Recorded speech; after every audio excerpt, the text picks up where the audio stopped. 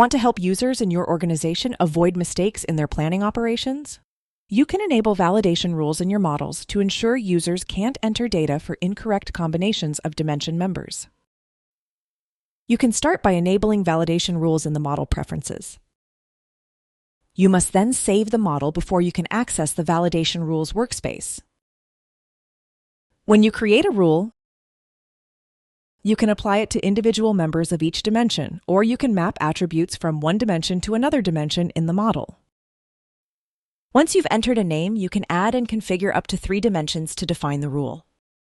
From here, you can specify the combinations of members that are allowed. In this case, you'll start by setting one product that is only available with one customer.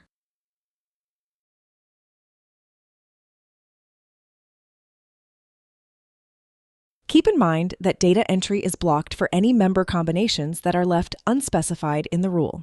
Here, you can complete the rule by including parent nodes for any hierarchies and then allowing all the other products for all customers.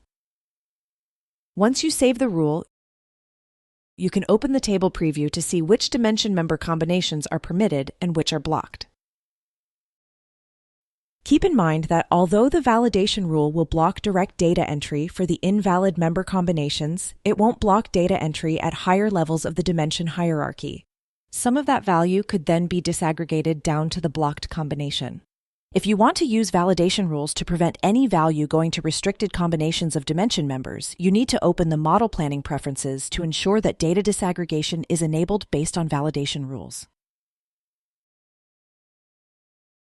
Here in a table based on the model, data entry is allowed for the SkyMart and C990 byte combination.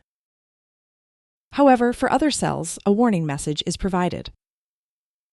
If you try to change the value, the system prevents the changes from being applied and displays an error message.